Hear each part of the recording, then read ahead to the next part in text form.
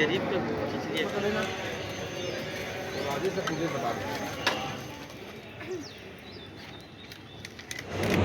राजनीति बैठे हम तो इस बार पक्का सोचे थे किसी उनका नाम नहीं था जिनको मिला है उनको मिल गया।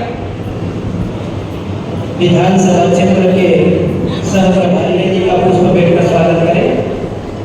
इसी कड़ी में लोकसभा के नमस्कार, मैं प्रदीप और आप देख रहे हैं बेहतर संवाद। चुनावी मिसाल बीत चुकी है, तारीखों का ऐलान भी हो चुका है और बता रहे हम 7 चरणों में देश भर में लोकसभा चुनाव आयोजित होंगे और छत्तीसगढ़ का जो चुनाव है वो 3 चरणों में होगा। 19 अप्रैल से ये चुनाव की जो तारीख है शुरू होगी और 1 जून को जो है खत्म होगा, 4 जून को मतगणना होगा। दिया छत्तीसगढ़ में और दुर्ग में मौजूद है भिलाई भाजपा कार्यालय में तमाम बीजेपी के कार्यकर्ता यहाँ पर पदाधिकारी मौजूद है। इन्हीं से बात करेंगे, कितने तैयार हैं आप? हमारी तैयारी, हम लोग हमेशा चुनाव मोड में ही रहते हैं क्योंकि हमारे कार्यकर्ता और हमारी पार्टी हमेशा जनता के बीच में रहती है और निरंतर हम लोग काम में लगे रहते हैं। इसलिए तैयारी जैसा कुछ नहीं है, हम लोग पूरी तरीके से तैयार हैं क्योंकि हम लोग चुनावी मोड में हमेशा रहते हैं, हमेशा जनता के बीच में रहते हैं। हमेशा जनता के बीच में रहते हैं तो फिर आखिर अब एकजुटता दिखाने की क्या जरूरत पड़ती है? ये संगठन की एक बैठक है जो एक तरह से औपचारिकता ही रहती है। सब सारे कार्यकर्ता तैयार रहते हैं, चुनावी मोड में रहते हैं और हमेशा जो भी हमको चुनाव के लिए आदेश मिलता है ऊपर से, प्रदेश से, राष्ट्रीय लेवल से, उसको सभी कार्यकर्ता अच्छे अपने मेहनत से निभाते हैं। क्या मूल मंत्र अंदर दिए हैं? मूल मंत्र ये है कि अपने बूथ से लेकर के जमीनी कार्यकर्ता तक जा करके हमको उनको मिलना है, उससे हमको मतदाता निकालवाना है। उनसे भी हम बात करेंगे। क्या कहना चाहिए, तैयार है आप लोग? जी, हम लोग तो जैसे चुनाव जैसे ही खत्म होगा फिर से तैयार हो जाएंगे और एनी टाइम हम लोग तैयार ही रहते हैं। बीजेपी एनी टाइम तैयार रहते हैं। बिल्कुल। आप क्या कहेंगे? मैं कहना चाहती हूँ कि अभी लोकसभा चुनाव है, विधानसभा में हम लोग जीत कर दिखाए हैं और लोकसभा में भी दिखाएंगे। मोदी की अनेक योजना के बारे में जा जाकर घरों में बताएंगे।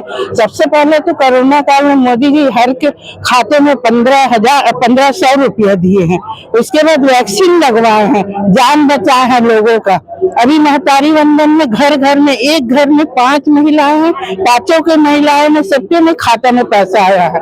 उसके बाद मैं पूर्व पार्षद थी, इतना विकास कार्य, गैस सिलेंडर देने का 400 गैस सिलेंडर मैं अपने वार्ड में बांटी थी।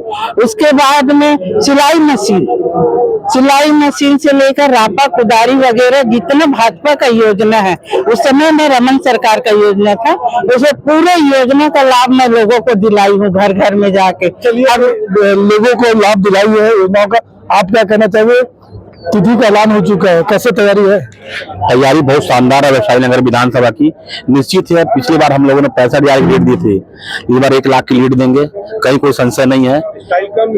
जय जय श्री राम, भारतीय जनता पार्टी जिंदाबाद जिंदाबाद। 6 लाख वोट से जीतने की बात बीजेपी के कार्यकर्ता कर रहे हैं और इस बार 400 पार का भी नारा जीत दिया जा रहा है और कांग्रेस बोल रही है हम भी मजबूत स्थिति में और मैक्सिमम सीट जीतेंगे। तो कैसे ये 400 पार हो पाएगा?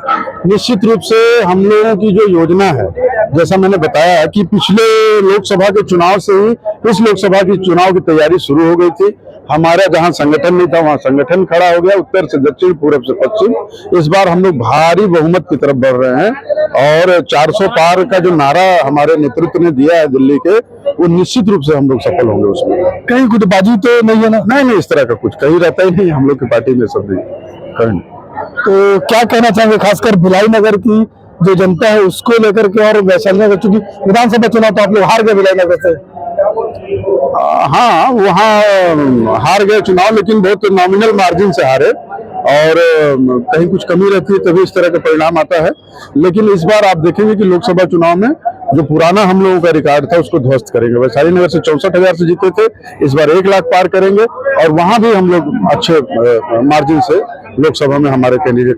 ये बताइए, कांग्रेस ने 2 प्रत्याशी साहू समाज से दिया और बीजेपी ने 11 में से 1 जो प्रत्याशी साहू समाज को दिया। तो साहू समाज किस ओर देख रहा है? विजय बघेल की ओर देख रहा है कि राजेंद्र साहू की ओर?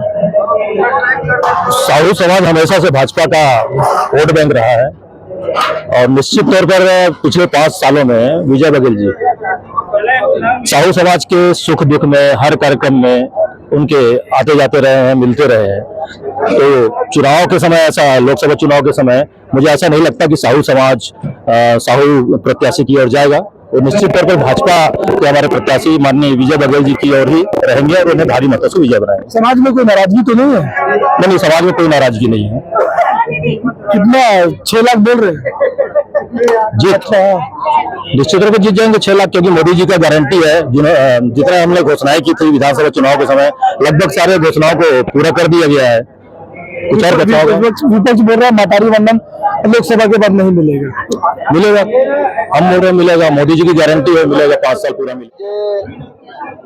लोकसभा चुनाव के परिप्रेक्ष्य में हमारे जो प्रभारी हैं, सह प्रभारी हैं, संयोजक है, सह संयोजक है, माननीय चंदूलाल साहू जी, राजीव अग्रवाल जी, अवधेश चंदेल जी, कृपाल बिलचंदा जी, उन्होंने कार्यकर्ताओं की बैठक ला रखी और कार्यकर्ताओं को जो चुनाव में दिशा निर्देश जो हमेशा से मिलता है, वो दिशा निर्देश मिला कि हमको किस स्तर पर आगे बढ़ाना है।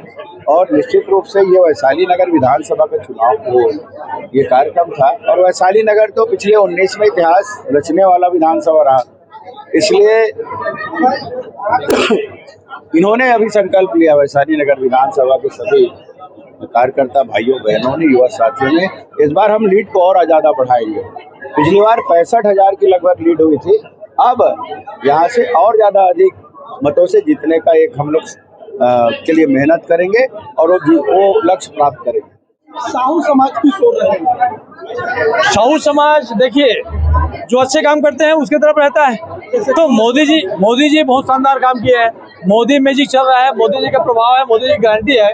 और मोदी जी गांव, गरीब, शोषित, वंचित सबके लिए योजना लाए हैं। कोई ऐसा परिवार नहीं होगा जो मोदी जी योजना से लाभ न प्राप्त किया हो, इसलिए वो साहू समाज ही नहीं, चाहे कोई भी समाज का है, वो सब भारतीय जनता पार्टी की तरफ है। बीजेपी के लोग और बीजेपी के जो कार्यकर्ता एकत्रित हुए भाजपा कार्यालय पर, चुनाव की जो तिथि है उसका भी ऐलान हो चुका और 19 अप्रैल को पहले चरण का मतदान होगा और उसके बाद 1 जून जो है वो 7वें चरण का मतदान होगा और 4 जून को मतगणना होगा और उस दिन पता चल पाएगा कि देश में किसकी सरकार बनती है और कौन सत्ता पर बैठता है। भिलाई से मैं प्रदीप विश्वकर्मा।